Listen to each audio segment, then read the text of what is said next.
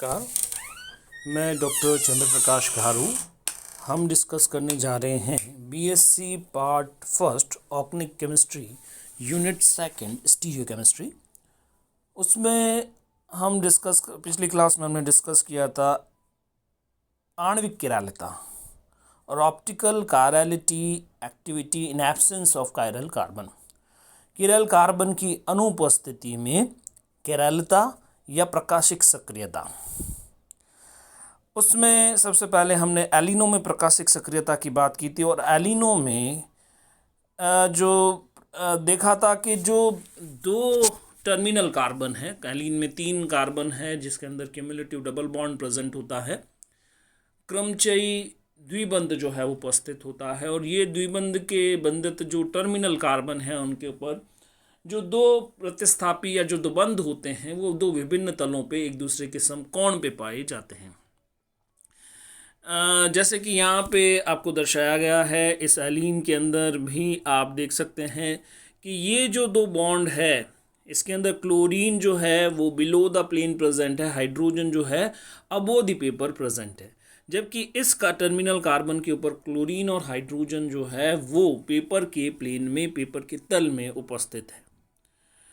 एलीन की आणविक कक्षक चित्र यदि हम देखें तो आप देखेंगे कि एलीन के अंदर जो मिडल कार्बन है, जो मध्यवर्ती कार्बन है, ये वाला मध्य कार्बन है, ये कार्बन के sp हाइब्रिड होता है और sp हाइब्रिड होने के कारण इसके दो sp हाइब्रिड ऑर्बिटल्स ये रेखीय ज्यामिति में लीनियर ज्योमेट्री में अरेंज हो जाते हैं। इसके अंदर दो असंकृत p कक्षक होते हैं, एक होता है px, दूसरा होता है py।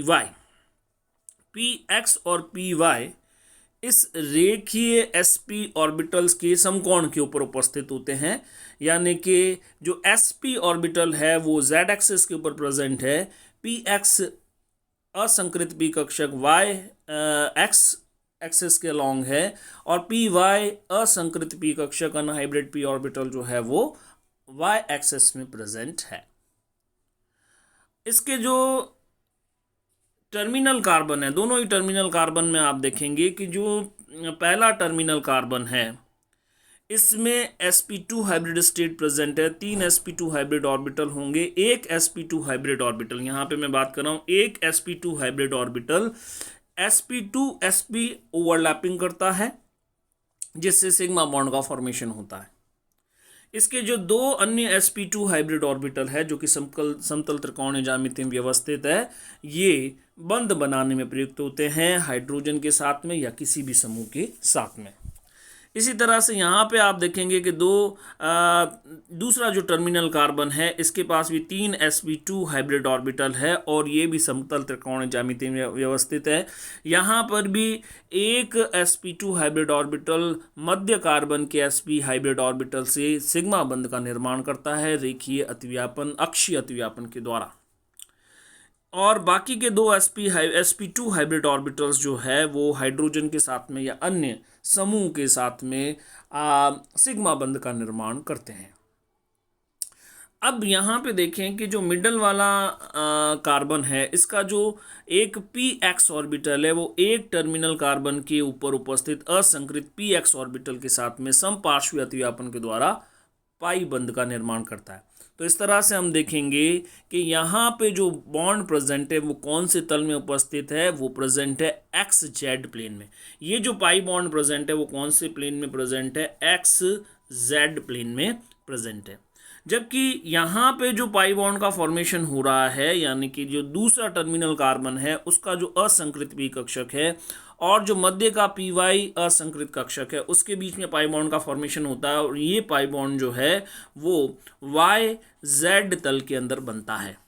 तो इस प्रकार देखते हैं कि एक pi bond x Z plane में प्रेजेंट होता है जबकि दूसरा जो पाई बॉन्ड प्रेजेंट है वो वाई जेड प्लेन में प्रेजेंट है, यानी कि ये दोनों पाई बॉन्ड एक दूसरे के समकोण पे है। इसी कारण से ये बंध जो है वो एक्स जेड प्लेन में प्रेजेंट होगा जबकि ये जो दो वैलेंसीज है वो वाई जेड प्लेन में उपस्थित होगी।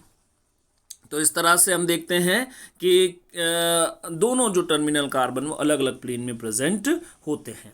तो जैसे ये वाले जो प्रेजेंट है वहाँ वो कहाँ प्रेजेंट है, एक्स जेड प्लेन में, जबकि ये दो हाइड्रोजन जो है वो पेपर के प्लेन में यानी कि वाई जेड प्लेन में प्रेजेंट है।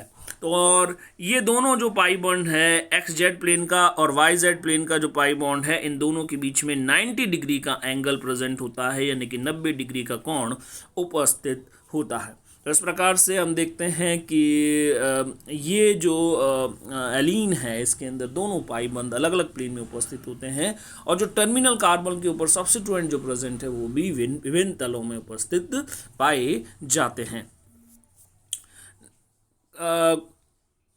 अब हम देखते हैं कि एलिनो में प्रकाशिक सक्रिय एलिनो बताना है कि यहाँ पे प्रकाशिक सक्रिय एलीन कौन सी होगी।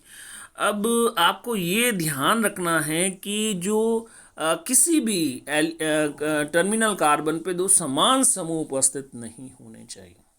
अगर दोनों समूह समान है तो उस स्थिति में आपका जो एलीन है वो प्रकाशिक सक्रिय नहीं होगा, क्योंकि उसके अंदर एलिमेंट ऑफ सिमेट्री प्रेजेंट होगी, आपका सममिति का तत्व उपस्थित होगा। तो you should know about element of symmetry. Thereafter, you can assign element of symmetry in allenes, and in this way we can assign chirality or optical activity in allene. So one by one we will discuss. First of all, this allene is given. Which allene it is? It's carbon, carbon and carbon. यहाँ पे दो hydrogen उपस्थित है और यहाँ पे देखेंगे दो Cl जो है वो उपस्थित है। यहाँ पे भी Cl है और यहाँ पे भी Cl है, जैसा कि यहाँ पे दिया गया है। This allene is optically inactive. ये प्रकाशिक रूप से अक्रिय। क्यों? क्योंकि इस कार्बन के साथ में दोनों हाइड्रोजन जुड़े हुए हैं, यहाँ पे भी हाइड्रोजन है और ये, और दूसरा जो टर्मिनल कार्बन में उसमें दोनों जगह पर क्या जुड़े हुए हैं, क्लोरीन जुड़े हुए हैं। तो इसमें सममिति की अक्ष भी उपस्थित है और सममिति का तल भी उपस्थित है, और plane due to presence of plane of symmetry and axis of symmetry this allene is optically inactive. ये एलीन जो है प्रकाशिक रूप से अक्रिय है, इसमें किरालता उपस्थित नहीं होगी। तो ये ध्यान रखना है कि किस तरह से हम कायरलिटी को असाइन कर सकते हैं। What about this allene? In this allene you can see that excess of symmetry is present or not. Think about it. In this allene, if we take this axis, the axis passing through 3 carbon, अगर इस axis के along में rotation करूं bye 180 degree, क्या होगा? ये bromine ऊपर आ जाएगी, ये ब्रोमीन नीचे चली जाएगी। यहाँ वाले हाइड्रोजन जैसे कि अपन ने देखा आउट ऑफ द प्लेन और बिलो द प्लेन और अबो द प्लेन की हम बात करते हैं, तो ये जो हाइड्रोजन है वो बिलो द प्लेन उपस्थित है और ये क्लोरीन कहाँ उपस्थित है, above the plane. After rotation क्या होगा? हाइड्रोजन की जगह क्लोरीन, यानी कि क्लोरीन बिलो द प्लेन चली जाएगी और हाइड्रोजन अबो द प्लेन आ जाएगा, पेपर के प्लेन के ऊपर। Imagination should be there, visualization should be there. अगर आप इसे विजुअलाइज नहीं कर पा रहे हो तो स्टीरियो केमिस्ट्री पढ़ना आपके लिए सरल नहीं होगा। Imagination and visualisation is required in stereo chemistry. तो आप देखिए, आप मानिए कि आप इस मॉलिक्यूल को रोटेट कर रहे हैं, तो क्या होगा? ये जो ब्रोमीन है ऊपर चली जाएगी, एक ब्रोमीन नीचे आ जाएगी, जो क्लोरीन है वो पेपर के तल के नीचे चला जाएगा और हाइड्रोजन पेपर के तल के ऊपर आ जाएगा। क्या आपको रोटेशन के बाद अविभेदित संरचना प्राप्त हुई? क्या इंडिस्टिंक्सिबल स्ट्रक्चर आपको प्राप्त हुआ? नहीं। क्यों? क्योंकि ब्रोमीन की जगह तो ब्रोमीन रहे, लेकिन हाइड्रोजन की जगह पर क्या आ गया? क्लोरीन, और क्लोरीन की जगह पर क्या आ गया? हाइड्रोजन आ गया। इस कारण से आप कहेंगे यहाँ पे इनडिस्टिंक्सिबल कॉन्फ़िगरेशन हमको एक्वायर नहीं हुआ।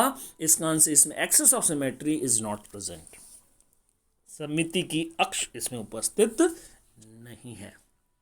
What about plane of symmetry? यदि हम ब्रोमीन से होते हुए काटें, हम एक प्लेन ले X Z plane. X Z plane में क्या प्रेजेंट है? हाइड्रोजन और क्लोरीन एक्स जेड प्लेन में प्रेजेंट है। इस एक्स जेड प्लेन से होता हुआ एक प्लेन ले तो ये मॉलिक्यूल को क्या करेगा, हाइड्रोजन को आधा आधा काटेगा, क्लोरीन को काटेगा, और काटते हुए ये आगे बढ़ेगा, टर्मिनल कार्बन को काटेगा, और ये टर्मिनल कार्बन को काटेगा तो आधे कार्बन के साथ ब्रोमीन रहेगा, दूसरे आधे कार्बन के साथ भी क्या रहेगा, हाफ पार्ट के साथ भी ब्रोमीन रहेगा, यानी कि आपको आइडेंटिकल हाफ्स मिलेंगे। लेकिन यदि हम इस मॉलिक्यूल को वाई जेड प्लेन से बाइसेक्ट करें, यदि हम इसको वाई जेड प्लेन से बाइसेक्ट करेंगे तो ब्रोमीन के एटम्स जो है वो आधे आधे कट जाएंगे, सारे तीनों कार्बन आधे आधे कट जाएंगे। लेकिन क्योंकि हाइड्रोजन और क्लोरीन कहाँ प्रेजेंट है, एक्स जेड प्लेन के अंदर प्रेजेंट है, तो आधे पार्ट के साथ हाइड्रोजन रहेगा और आधे पार्ट के साथ क्या प्रेजेंट रहेगा, क्लोरीन प्रेजेंट रहेगा, यानी कि अब हमें समान अर्धांश प्राप्त नहीं होंगे। और क्योंकि समान अर्धांश प्राप्त नहीं हो रहे हैं, इस कारण से ये एलीन आप कहेंगे कि इसके अंदर क्या प्रेजेंट है, इसके अंदर एक्सिस ऑफ सिमेट्री प्रेजेंट नहीं है, साथ ही इसमें प्लेन ऑफ सिमेट्री भी नहीं है। लेकिन यहाँ पे एक ही जो ब्रोमीन आप देखेंगे कि इसके अंदर एक जहाँ पर है वहाँ पे अपन ने देखा कि यदि एक्स जेड प्लेन से यदि काटा जाए तो उस कंडीशन के अंदर हमें सिमेट्री, प्लेन ऑफ सिमेट्री जो है वो ऑब्जर्व होती है, इस कारण से ये ऑप्टिकली इनएक्टिव होगा। तीसरा जो एग्जाम्पल है इसमें देखिए, ये जो कार्बन है और ये कार्बन है, इस कार्बन के साथ हाइड्रोजन और क्लोरीन है, इस कार्बन के साथ ब्रोमीन और क्लोरीन उपस्थित है। एक टर्मिनल कार्बन के सिरों पर क्या होने चाहिए, आपको समान, आपको चेक कीजिए, जैसे मैंने बताया वैसे चेक कीजिए इसके अंदर प्लेन ऑफ सिमेट्री है या नहीं। एक भी सिमेट्री एलिमेंट यदि प्रेजेंट होगा तो ये ऑप्टिकली इनएक्टिव हो जाएगा। लेकिन इस मॉलिक्यूल में कोई प्लेन ऑफ सिमेट्री या एलिमेंट ऑफ सिमेट्री प्रेजेंट नहीं है, समिति का तत्व नहीं है, इस कारण से प्रकाशिक रूप से सक्रिय होगा। तो आपको क्या देखना है, टर्मिनल कार्बन के ऊपर जो समूह उपस्थित है वो समान नहीं होने, जैसे यहाँ पर समान है, इस कारण से ऑप्टिकली इनएक्टिव है। यहाँ पर और यहाँ पर देखेंगे कि यहाँ पर टर्मिनल कार्बन जो है वहाँ पे हाइड्रोजन और क्लोरीन, दूसरे टर्मिनल कार्बन के ऊपर नाइट्रो और कार्बोक्सिलिक उपस्थित है, तो इस कारण से ये ऑप्टिकली एक्टिव होगा क्योंकि इसके अंदर कोई भी एलिमेंट ऑफ सिमेट्री उपस्थित नहीं होगा। In this example note it, इस टर्मिनल कार्बन के ऊपर आप देखेंगे कि हाइड्रोजन और कार्बोक्सिलिक ग्रुप प्रेजेंट है, लेकिन दूसरा जो टर्मिनल कार्बन है उसमें दोनों समूह जो है नाइट्रो है, और दोनों समूह समान होने के कारण ये ऑप्टिकली इनएक्टिव होगा।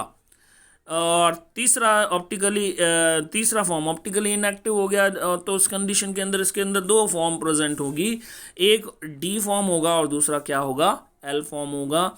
तो यहाँ पे आपको देखना है कि हाइड्रोजन क्लोरीन तो प्लेन में, लेकिन यहाँ पे ये राइट हैंड साइड के अंदर प्रेजेंट है, जबकि ये left hand side, right hand side में प्रेजेंट है, ये लेफ्ट हैंड साइड में प्रेजेंट है। इस कारण से यहाँ पे ऑप्टिकली एक्टिविटी होगी, कायरलिटी उपस्थित होगी, दो फॉर्म होगी, एक एल फॉर्म होगा और दूसरा डी फॉर्म होगा। एल फॉर्म यानी कि डेक्स्ट्रो रोटेटरी दक्षिण ध्रुवण घूर्णक, एल फॉर्म यानी कि लेवो रोटेटरी वाम ध्रुवण घूर्णक। D form dextro rotatory, L form levo rotatory, D form दक्षिण ध्रुवण घूर्णक, एल फॉर्म वाम ध्रुवण घूर्णक। तो इस तरह से दो आइसोमर जो है, दो एनेंशियोमर्स जो है प्रतिबिंब रूपी यहाँ पे प्राप्त होंगे, तो आपको दिखाई देंगे। नेक्स्ट हम बात कर रहे हैं स्पाइरेन में प्रकाशिक सक्रियता। ये एक बाइसाइक्लिक कंपाउंड है, इसके अंदर दो वलय उपस्थित होती है स्पाइरेन में, और एक ही कार्बन से दोनों जो चेन है वो आपस में जुड़ी होती है। जिस तरह से एलीन के अंदर दोनों टर्मिनल समूह जो है वो कहाँ उपस्थित है, विभिन्न तलों में होते हैं, उसी प्रकार स्पाइरेन में भी दो विभिन्न समूह विभिन्न तलों में उपस्थित होंगे। और यहाँ पे यदि ये टर्मिनल जो कार्बन है, उस टर्मिनल कार्बन पे यदि विभिन्न समूह, जैसे यहाँ पे हाइड्रोजन और क्लोरीन है, इस टर्मिनल कार्बन पे भी दो समान समूह नहीं जुड़े हुए, एक हाइड्रोजन और एक क्लोरीन है, ऐसी स्थिति के अंदर ये ऑप्टिकली एक्टिविटी को दर्शाएगा, क्योंकि इसके अंदर element of symmetry element present नहीं होंगे। दो फॉर्म होगी, एक form D form dextro rotatory होगी और दूसरी form L form levo rotatory होगी। तो इस तरह से हम देखते हैं कि स्पायरेन जो है उसमें भी प्रकाशिक सक्रियता या मॉलिक्यूलर कायरलिटी प्रेजेंट होती है। यहाँ पे इस एलीन में आप नोट कीजिए ऑप्टिकली इनएक्टिव है। क्यों ऑप्टिकली इनएक्टिव है? क्योंकि जो टर्मिनल कार्बन है उसके दोनों क्लोरीन जुड़ा हुआ है, इस टर्मिनल कार्बन में दोनों और हाइड्रोजन जुड़े हुए हैं, इस कारण से प्लेन ऑफ सिमेट्री भी प्रेजेंट होगी और एक्सिस ऑफ सिमेट्री भी प्रेजेंट होगी और ये ऑप्टिकली इनएक्टिव होगा, प्रकाशिक रूप से अक्रिय ये होगा। इसी तरह से इस एलीन के अंदर यदि हम बात करें, जो सबसे ऊपर आपको दर्शाया गया है, यहाँ पे ऑप्टिकल एक्टिविटी होगी, यानी कि इसकी दो फॉर्म होगी, एक तो एल फॉर्म और दूसरी डी फॉर्म। यहाँ पे आप एल फॉर्म इसकी ड्रॉ कर सकते हैं, यहाँ पे मिरर आपको ड्रॉ करना है, इसकी दोनों फॉर्म जो है आप ड्रॉ कर सकते हैं। तो यहाँ पे ऑप्टिकल एक्टिविटी जो है वो प्रेजेंट होगी। With this we conclude this lecture, और नेक्स्ट क्लास में हम बाइफेनिल में प्रकाशिक सक्रियता की बात करेंगे। Thank you very much.